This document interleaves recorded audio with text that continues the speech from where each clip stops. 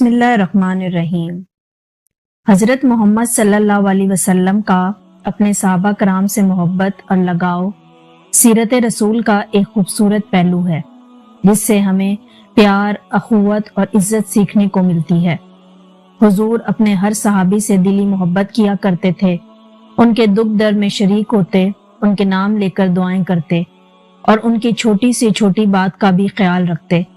اگر کوئی بیمار ہوتا تو حضور اس کی عیادت کے لیے تشریف لے جاتے، اگر کوئی غائب ہوتا تو اس کی خبر گیری فرماتے۔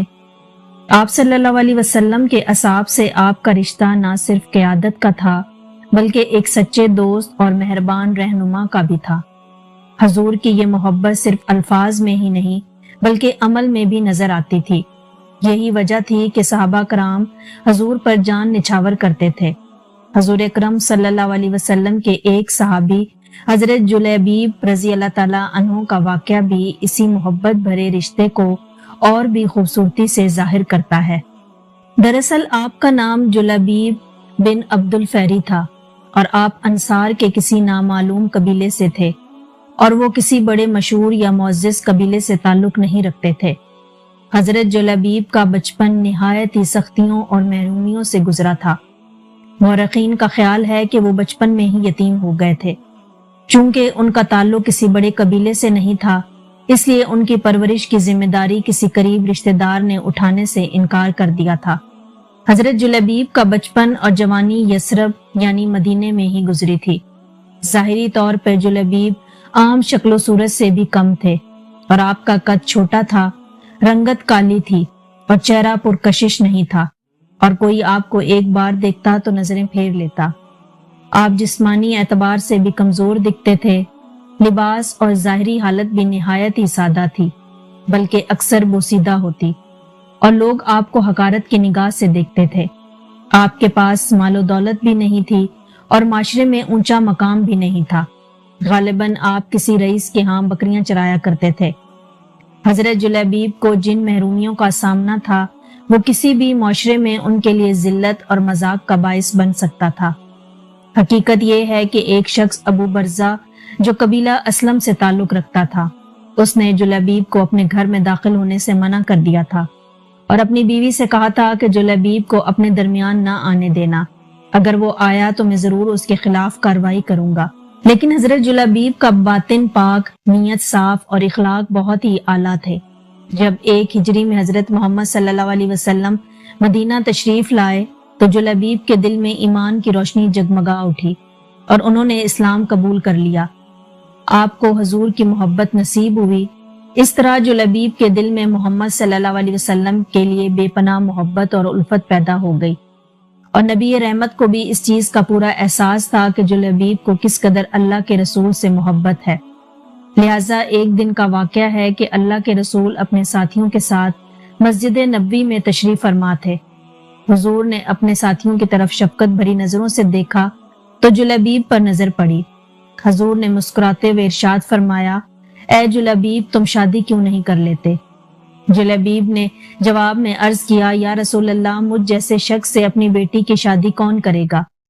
حضور نے پھر فرمایا، جلیبیب، تم شادی کیوں نہیں کر لیتے؟ انہوں نے پھر عرض کیا، یا رسول اللہ، بھلا میرے ساتھ شادی کون کرے گا؟ نہ میرے پاس مال و دولت ہے، نہ حسن و جمال، اور نہ ہی اعلیٰ نسب و منصب۔ حضور نے تیسری مرتبہ پھر وہی الفاظ دہرائے اور فرمایا، جلیبیب، تم شادی کیوں نہیں کر لیتے؟ چنانچہ اس مرتبہ بھی جلیبیب نے وہی جواب دہرایا۔ تب اللہ کے رسول نے ارشاد فرمایا، جلیبیب، فکر نہ کرو، تمہاری شادی میں خود کروں گا۔ جلیبیب، تم اللہ کے نزدیک بے قیمت نہیں ہو، تمہاری قدر و منزلت وہاں بہت زیادہ ہے۔ پھر کچھ دن گزرنے کے بعد حضور نے جلیبیب کو اپنے پاس بلایا اور حکم دیا کہ تم فلاں انصاری کے گھر جاؤ اور اس سے کہو کہ اللہ کے رسول تمہیں سلام کہہ رہے ہیں اور فرماتے ہیں کہ اپنی بیٹی کی شادی جلیبیب سے کر دو۔ چنانچہ حضرت جلیبیب اس انصاری کے گھر پہنچ گئے۔ جب دروازے پہ دستک دی تو اندر سے گھر والوں نے پوچھا، کون؟ جواب دیا، جلیبیب۔ پھر گھر کے مالک انصاری صحابی باہر نکلے۔ جلیبیب نے کہا، اللہ کے رسول نے آپ کو سلام بھیجا ہے۔ انصاری صحابی نے خوشی سے کہا، اللہ کے رسول نے مجھے سلام بھیجا ہے، یہ تو میرے لیے سعادت کی بات ہے۔ پھر جلیبیب نے کہا کہ اللہ کے رسول نے تمہیں یہ حکم دیا ہے کہ اپنی بیٹی کی شادی مجھ سے کر دو۔ وہ انصاری جلیبیب کی طرف دیکھنے لگا اور سوچا یہ شخص میرا داماد بنے گا جس کے پاس نہ مال و دولت ہے، نہ خاندان اور نہ ہی خوبصورتی۔ انصاری صحابی نے کہا کہ ذرا ٹھہرو، میں اپنے گھر والوں سے مشورہ کر لوں۔ وہ انصاری صحابی اندر گئے اور اپنی اہلیہ کو رسول اللہ کا یہ پیغام سنایا تو وہ کہنے لگی کہ میں اپنی بیٹی کی شادی جلیبیب سے کیسے کر دوں۔ میاں بیوی گفتگو کرنے لگے اور ادھر ان کی پاکیزہ اور سعادت مند بیٹی پردے کے پیچھے کھڑی یہ ساری گفتگو سن رہی تھی۔ لڑکی عزت سے نگاہوں کو جھکا کر اپنے والدین کے پاس آئی اور آہستہ سے کہنے لگی، کیا آپ اللہ کے رسول کے حکم کو ٹالنے کے بارے میں سوچ رہے ہیں؟ پھر کہنے لگی کہ مجھے رسول اللہ کے سپرد کر دیں، وہ جہاں چاہیں اپنی مرضی سے میرا نکاح کریں۔ پھر کہنے لگی، کیا آپ نے اللہ کا یہ حکم نہیں سنا؟ کسی مومن مرد اور مومن عورت کو یہ حق نہیں کہ جب اللہ اور رسول کسی بات کا فیصلہ کر دیں اس معاملے میں کوئی اختیار رہ جائے۔ پھر اگلے دن لڑکی کے والد بارگاہ رسالت میں حاضر ہوئے اور اس رشتے پر رضامندی کا اظہار کیا، لہٰذا رسول اللہ صلی اللہ علیہ وسلم نہایت ہی خوش ہوئے اور حضور کا چہرہ خوشی سے کھل اٹھا۔ پھر نبی صلی اللہ علیہ وسلم نے وہاں موجود صحابہ کرام کو رقم اکٹھا کرنے کا حکم دیا اور یوں حضور نے جلیبیب کا نکاح اس انصاری لڑکی سے کر دیا۔ پھر آپ صلی اللہ علیہ وسلم نے یہ دعا فرمائی، اے اللہ اس بچی پر خیر کے دروازے کھول دے اور اس نکاح میں اتنی برکت عطا کر کہ جلیبیب کی زندگی کی تمام تلخیاں دور ہو جائیں۔ شادی کے کچھ ہی دنوں بعد ایک غزوے کا اعلان ہوا اور صحابہ کرام نبی صلی اللہ علیہ وسلم کے ساتھ غزوے پہ جانے کی تیاریاں کرنے لگے۔ جب حضرت جلیبیب کو علم ہوا تو آپ فوراً گھر آئے اور اپنی دلہن کو بتایا کہ غزوہ کا اعلان ہوا ہے اور وہ نبی کے ساتھ جانا چاہتے ہیں۔ لہٰذا ان کی سعادت مند اور باصبر بیوی نے خندہ پیشانی سے اپنے شوہر کو تیار کیا اور یوں حضرت جلیبیب ایک نئی نویلی دلہن کو الوداع کہہ کر اس غزوے میں نبی کے ساتھ شریک ہو گئے۔ ایک سخت اور خون ریز جنگ کے بعد اللہ نے مسلمانوں کو فتح عطا کی۔ جب جنگ ختم ہوئی تو ہر طرف مٹی اڑ رہی تھی اور گرد و غبار میں کچھ بھی دکھائی نہیں دے رہا تھا۔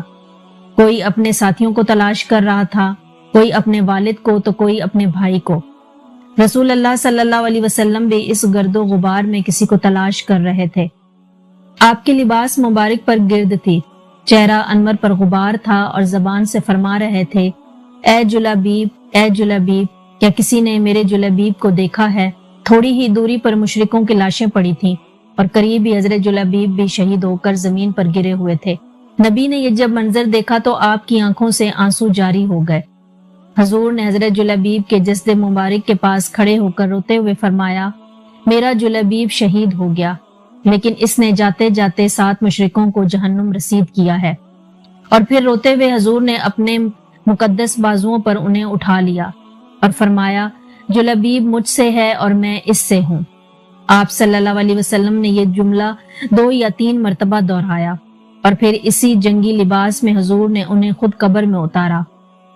اس دوران آپ کے مبارک آنکھوں سے آنسو جاری تھے۔ تدفین کے بعد آپ صلی اللہ علیہ وسلم مسکرانے لگے تو اس پر صحابہ نے مسکراہٹ کی وجہ پوچھی۔ فرمایا، آنسو اس لیے تھے کیونکہ میرا جلیبیب چلا گیا، اور میں مسکرایا اس لیے ہوں کیونکہ میرے رب نے جنت میں جلیبیب کا مقام مجھے دکھا دیا ہے۔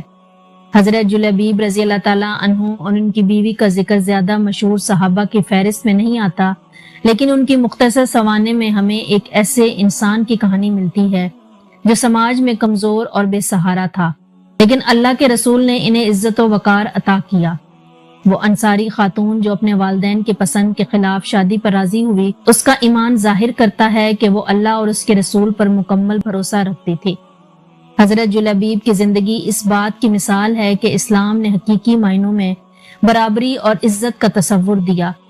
وہ لوگ جنہیں دنیا نے ٹھکرا دیا تھا، نبی صلی اللہ علیہ وسلم نے انہیں اپنے سینے سے لگایا اور فرمایا، میں اس سے ہوں اور وہ مجھ سے ہے۔